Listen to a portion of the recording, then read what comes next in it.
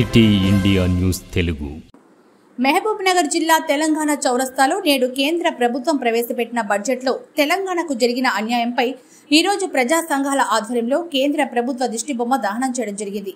ప్రగతిశీల ప్రజా ఫ్రంట్ అధ్యక్షులు ప్రవీణ్ కుమార్ మాట్లాడుతూ, తెలంగాణకు రావాల్సిన న్యాయమైన హక్కుల కోసం వేల మంది విద్యార్థుల బలిదానాల తర్వాత సాధించుకున్న తెలంగాణ తిరిగి మరొకసారి బీజేపీ ప్రభుత్వం పాలనలో అన్యాయానికి గురైందని, విభజన హామీల్లో తెలంగాణకు దక్కాల్సిన ఒక్క హామీని కూడా నెరవేర్చకుండా కేవలం కిడ్ ప్రోకో పదవులను కాపాడుకునే బడ్జెట్గా తెలంగాణకు తీరని అన్యాయానికి గురి చేయబడిందని, విభజన హామీల్లో నిలవాల్సిన పాలమూరు రంగారెడ్డికి జాతీయ హోదా, బయ్యారం ఉక్కు కర్మాగారం, Kazipet railway coach factory, IIT, NEET వంటి ఒక్క హామీని సైతం నెరవేర్చకుండా ఏకపక్షంగా బడ్జెట్ ప్రవేశపెట్టిందని, 8 మంది ఎంపీలను సైతం గెలిపించిన తెలంగాణలో ఇంతగా వివక్షకు గురి కావడం తీరని అన్యాయమని, తెలంగాణ ఎంపీలు ఈ బడ్జెట్పై స్పందించి తక్షణమే రాజీనామా చేయవలసిందిగా, లేని పక్షంలో తెలంగాణ వ్యాప్తంగా ప్రజల్లో చైతన్యం కలిగించి పెద్ద ఎత్తున నిరసనలు చేపట్టి వారిని తెలంగాణలో తిరగనీయమంటూ ప్రజా సంఘాలుగా హెచ్చరించడం జరిగింది. ఈ కార్యక్రమంలో తెలంగాణ ఉద్యమకారులు రాష్ట్ర నాయకుడు పసులరాజు, పాలమూరు లేబర్ సంఘం అధ్యక్షుడు గోపాలకృష్ణ తదితరులు పాల్గొన్నారు. తెలంగాణ ఈరోజు కేంద్రము బడ్జెట్ నిన్న అమలు చేసింది. ఈరోజు మన రాష్ట్రంలో 8 మంది ఎంపీలు ఉన్నారు. తెలంగాణ రాష్ట్రంలో ఇక్కడ 8 మంది ఎంపీలు గెలిస్తే వాళ్ళు నోరు మెదపకుండా ఉన్నారు. ఆంధ్రాలో 3 ఎంపీలు మాత్రమే బీజేపీకి ఉన్నారు. ఎందుకంటే చంద్రబాబు నాయుడు మిత్రపక్షంగా బీజేపీ పార్టీకి ఉన్నందుకు, అక్కడ 16 ఎంపీలు ఆయనకు సపోర్ట్ చేసినందుకు ఆంధ్ర రాష్ట్రానికేమో 15,000 కోట్ల బడ్జెట్ ఇచ్చిండ్రు.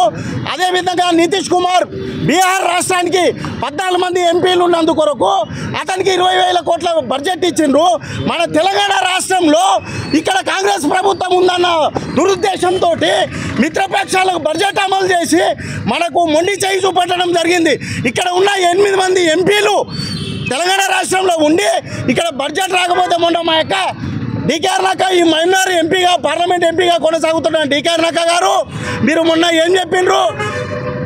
విద్యార్థులకు కానీ, రైతులకు వ్యవసాయ పరంగా కానీ, మహిళలకు కానీ అందరికీ సమానమైన బడ్జెట్ వస్తుందని చెప్పిండ్రు. ఈరోజు అసలు బడ్జెట్ తెలంగాణ రాష్ట్రానికి ఏర్పాటు చేయకపోతే వీళ్ళందరికీ ఏ విధంగా ఇవ్వబడుతుంది అక్క? ఒకసారి ఆలోచన చేయండి. ఈ బడ్జెట్ విషయంలో మీరు కానీ ఎంపీలు కొట్లాడి ఖచ్చితంగా మన తెలంగాణ రాష్ట్రానికి బడ్జెట్ రానియకపోతే మీ 8 మంది ఎంపీలను తెలంగాణ రాష్ట్రంలో తస్మత్ జాగ్రత్త తిరగనీయము కనుక మీరు ఖచ్చితంగా బడ్జెట్లు మళ్ళా రీప్లేస్మెంట్ చేసుకొని మన తెలంగాణ రాష్ట్రానికి బడ్జెట్ తేవాలని మీ 8 మంది ఎంపీలకు తస్మత్ జాగ్రత్త అని కూడా చెప్తూ జై తెలంగాణకు వివక్షతను చూపించడం జరిగింది. అది ఎట్లా అంటే ఆంధ్రప్రదేశ్కి ప్రత్యేక ప్యాకేజీకి, బీహార్కి ప్రత్యేక ప్యాకేజీ ఇచ్చి కుర్చీ బచావ్ బడ్జెట్గా మేము అందరము అభివర్ణిస్తున్నాము. ఈ కుర్చీ బచావులు ఏమైపోయిందంటే 27 రాష్ట్రాలకు ఎక్కడ చూసినా కానీ కూడా వాళ్ళు పరిపాలించే బీజేపీ ప్రాంత రాష్ట్రాలకు ప్యాకేజీలు ఇవ్వడము, బీజేపీకి అంటే ప్రజలందరూ కూడా దేశంలో ఉన్న వాళ్ళందరికీ కూడా కేంద్ర బడ్జెట్ సమానంగా ఇవ్వాలి. అలాంటిది తెలంగాణకు ముఖ్యంగా బడ్జెట్లో ఎక్కడ కూడా తెలంగాణ వాక్యం లేకుండా బడ్జెట్ నిర్మించడం జరిగింది.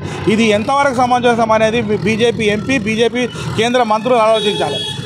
ముఖ్యంగా తెలంగాణ రాష్ట్రానికి బయ్యారం ఉక్కు కర్మాగారం ఇవ్వలేదు, ఇంకోటి ఏఎంసీలు ఇవ్వలేదు, విద్యాపరంగా ఇవ్వలేదు. ఎక్కడ చూసినా కానీ కూడా విద్యకు, వైద్యానికి, ఉపాధికి ఎలాంటి బడ్జెట్లో కేటాయింపు లేకుండా ముఖ్యంగా తెలంగాణ రాష్ట్రానికి వచ్చిన ఆంధ్రప్రదేశ్ పునర్విభజనలో పెట్టిన తెలంగాణ రాష్ట్రానికి ఇవ్వాల్సిన నిధులను కానీ, సంక్షేమ పథకాలను కానీ ఎక్కడ కూడా ఇవ్వలేదు.